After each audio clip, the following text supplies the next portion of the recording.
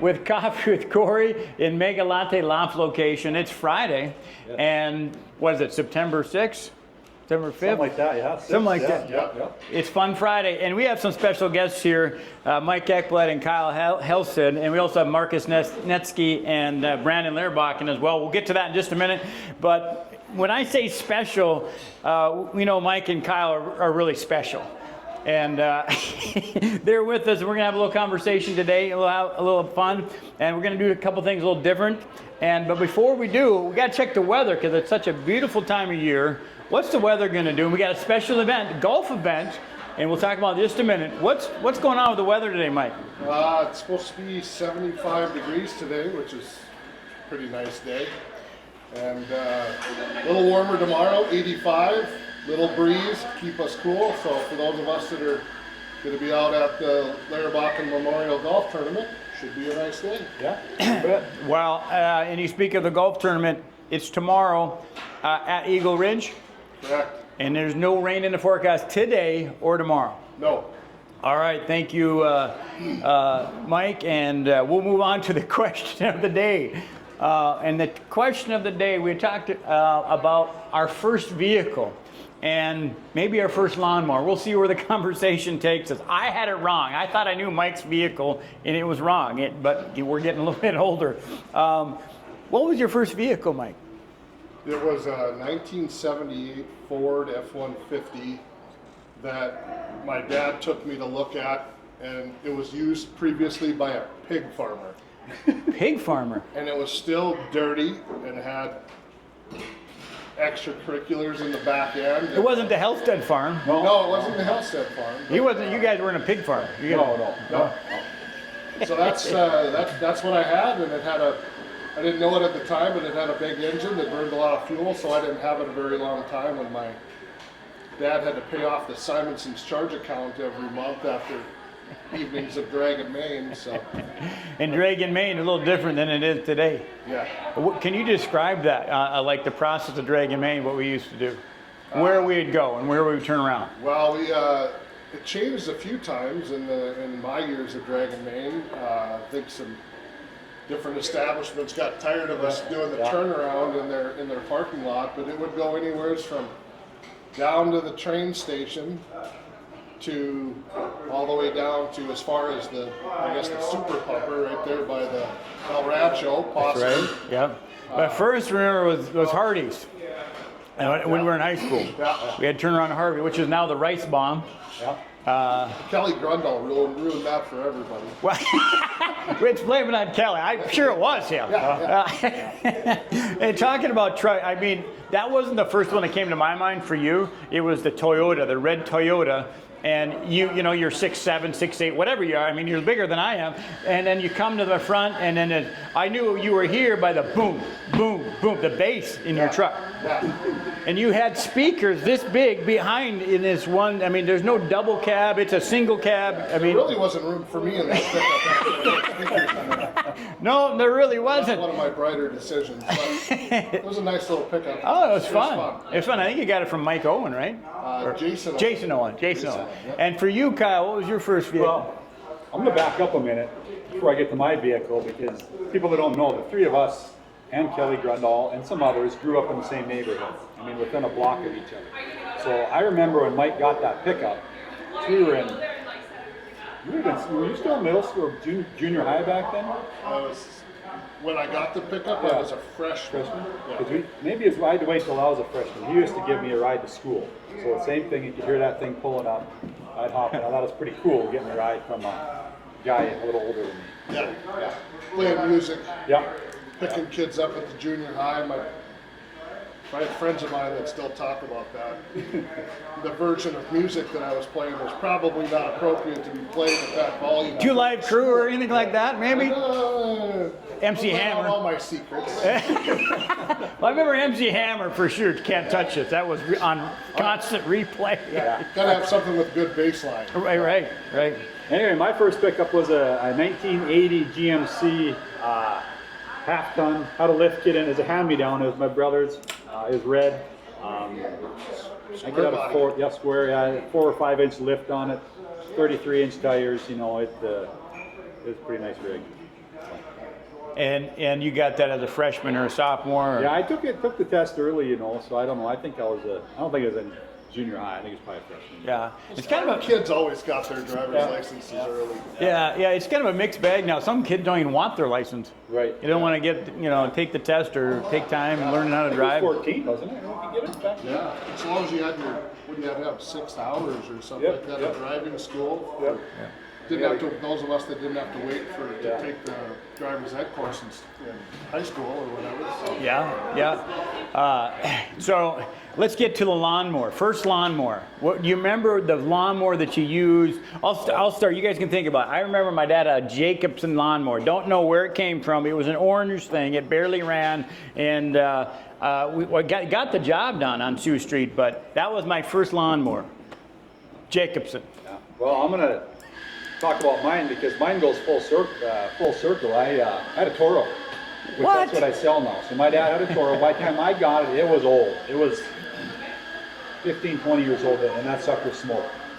But people in Wellston don't remember what it was like in the early 80s with mosquitoes. You think there's mosquitoes now, you should have seen it in the 80s. We had mosquitoes. Anyway, so this lawnmower that smoked, it was basically a fogger for me when I was mowing. It worked great. So you used a Toro at your place. How about the farm? Did you get on a lawnmower out there? Yeah, we had an older John Deere, and then I think a Cenex or something. We had 2 of them, 2 just riding lawnmowers, and yeah. Yeah, well, I remember I had a couple, because I think I probably didn't maintain them the best than my dad, because I started mowing lawns with Jason Coleman, and he had the Lawn Boy. You guys used to carry Lawn Boy, I think, and that was a premier vehicle. I had the Sears. It was huge. We called it the Arnold model, and eventually went bad. Got a Lawn Boy, and then eventually at my house, my first one moving back was a Toro, I think. But anyway, how about any other stories in the neighborhood that we could touch on today, or anything you reflect on? I mean, we ran around and played football in the yards, basketball in people's driveways, ditch in the evenings.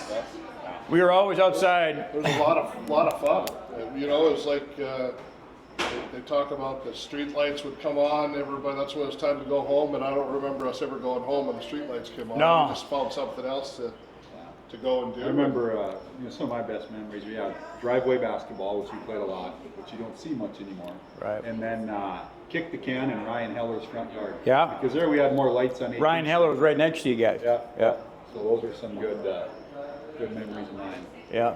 And we mentioned before we got on the air was your bikes. Mike had mentioned your bikes, and I forgot about that. You always had the coolest BMX bike. You and Chad Bikinen had the bikes. I had the Kmart version or whatever, the STP, or I don't know what's it called. Sure. But I competed a little bit. Yep. But what kind of bikes did you have again? Well, my last one, the best one I had was a GHP. What the heck was that? Is it Greg Hill Products? Or Torker? Is that a brand? Chad had a bike. He had a Torker. I didn't, of course, had a Predator. I had another one, a Victor. So I had a few of them. I was pretty big into that BMX racing. It was kind of yeah. Did Chad start, or did you start first?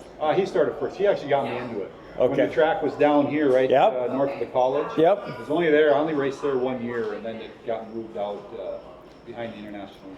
Well, I know you had trophies. I know Chad had a room full of trophies around his room, and I had 1 or 2, but that was nothing compared to you guys. That was some fun times growing up in the day. Well, that's some tidbits from the neighborhood. How about you got down the block from our neighborhood? You got Bodo's. You run Bodo's. What's going on at Bodo's nowadays? Well, just kind of a transition for us from all of our summer products into fall and winter. Yesterday I unloaded 33 snowblowers. What? So you said the word. Should we throw stuff at them or what? We know who to blame now. Yeah. So we're ready. So yeah, we'll get those set up here in the next week or 2, and then just kind of in our transition period, just kind of wrapping up a lot of house projects, remodel projects from the summer. Had a good year. Had a pretty good lawnmower year. Again, Toros? Toro products, yep. And so the lawnmower or the snow blowers are what? Toro. Toro. Yep. Are they gas or are they electric? I don't want to get into that big Yeah, we conversation, don't need but to get into that. Last year we had a really good year of electrics. Transitioned into that. Surprised me. they're not fogging like a bunch of smoke. No, they don't smoke. But the electrics did make a pretty good move last year. I was excited for them for lawnmowers this year, and they kind of stalled out. But last year with the snow blowers, because it seems like people's snow blowers, if they have the worst time getting running, because they don't use them until they need them. Half the time they don't start. So that's why a lot of people went to electric. So we're kind of ramped up, ready for that again. Got a lot of them in stock. So, yeah. Okay, go see Kyle down at Bodo's. We're going to transition to the biggest part of the weekend, and that's why we're really here today. Come on over, Megan. Megan's been working hard making us some drinks. We got Hi guys. Good morning. got Caden LerBakken Memorial. What's the title of the tournament? Well, it started as the Caden LerBakken Memorial Golf Tournament, and as the C2L Foundation, which we'll touch on a little more later, has evolved. And I think we kind of coined the name the C2L Memorial Golf Tournament. Awesome. Hang on, I'm gonna grab the mic, and Kyle's got it for us from Bodo's. So, and you guys graduated in 2013. Correct. And that's crazy to me because I had Caden and I had him as a physics student and loved what he brought to the classroom and just his old demeanor of just being a soft-spoken guy, kind-hearted, and that's what I love and remember about Caden. But anyway, so why did you start this? So basically, Brandon and Julie alluded to the fact that they were starting the C2L Foundation, and I guess when you lose a loved one, it kind of gives you the perspective of, hey, we need to all make a commitment to get together more. So a bunch of buddies were sitting around and we were thinking about a way that we could help make an impact, as well as find a way to all get together every year. So we made a pact that we would do this golf tournament and ask Brandon if it was all right if we use it as a way to fund their foundation. And now it has basically turned into a family reunion every year. So we make it a huge commitment to get everybody all together, and you don't lose that connection with everybody. It gives you a reason to at least once a year come together and reminisce, and it's a really fun weekend for everybody. And I suppose you were part of organizing it as well. Is that kind of touch on what you were thinking? Oh no, for sure. After losing, just try to bring something to light over a situation like that. And like Markus said, they approached us about just doing a tournament in his memory, and that's why we had such an outpouring of love and support from the community of Williston, our friends and family and everything. That's why we started the foundation, so we can give back to the community, not just here, but we've helped, like one of his buddies that helps out, Seth Hawkins.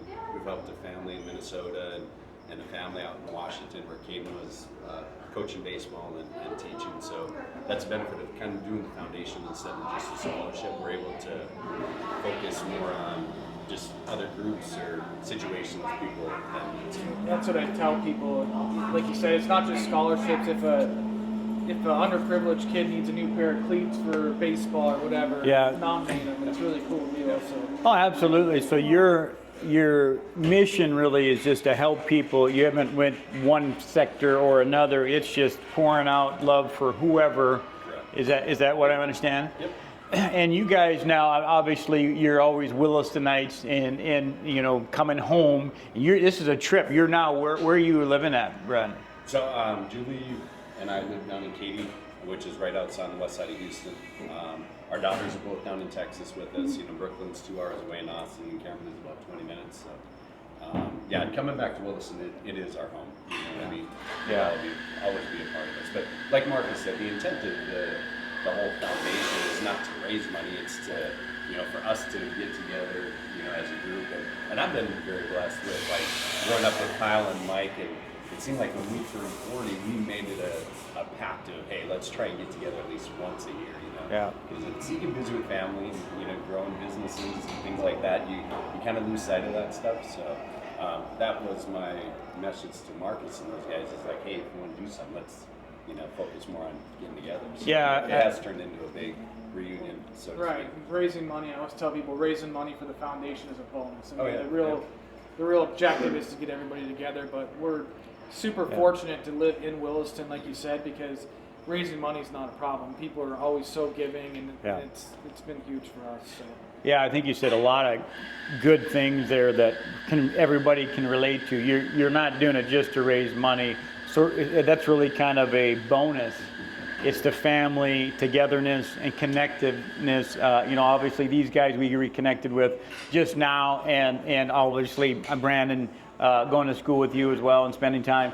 But what you had an example for these guys in the 2013 era. Just remembering what's important. And time flies, and you don't know, and that's why we wish you guys the best, certainly in the golf tournament and your foundation. If if people want to just donate to the foundation, how would they do that?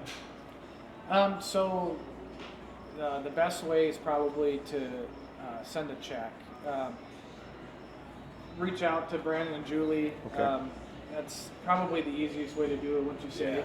Yeah. I mean, we haven't done a lot of soliciting the money, so we do have a Venmo account set up, and a Facebook page and stuff like that. But best way is to get a hold of Markus, myself, Julie, and typically all of our fundraising comes from events. Yeah. We don't solicit, like you said, just out of nowhere. But yeah, our events have been really good for that. Well, obviously we got Megan supporting the Coffee with Cory with the salted caramel mocha. This is my favorite. And we'll get you guys started on that maybe. But we got Markus with regular just coffee. Yeah, just the bold roast. And so Megan's here obviously working hard, and she's making coffee here and there this morning. And she's got something special for the players tomorrow. And what are we going to do for them, Meg? Yeah, I just want to offer all the players that are in the tournament 25% off at Meg-a-Latte. Obviously, I would assume in Williston. If they go to our Minot location before they come to the tournament, of course they get it there too. But yes, 25% off for those that are in the tournament, and we just need to show like maybe their tee time or something of that sort. And so how many, and thank you Megan and from Meg-a-Latte for giving a little extra support to these guys golfing tomorrow. How many players are playing?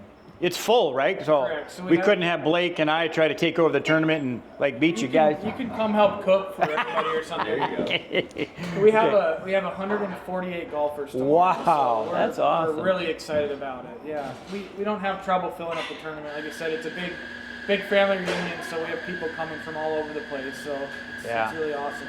So that's 4 per team, 2 per team? 4 per team, yep. It's kind of a golf scramble or best ball? Or? That's a scramble, yep. Yeah, and that's at their Eagle Ridge. Correct. It starts at what time tomorrow? 10 a.m. 10 a.m. So you got from 7 or whenever you wake up to about 9:55 to get a coffee. Is it a shotgun start or just boom, boom, boom? Or? Yep. Okay. Well, anything else to add, gentlemen? Blake? No? Megan? Well, we appreciate you guys coming on and putting this together for certainly a great cause. And Meg-a-Latte for supporting Coffee with Cory in this conversation today. Have a wonderful, wonderful Friday and a great golf tournament tomorrow.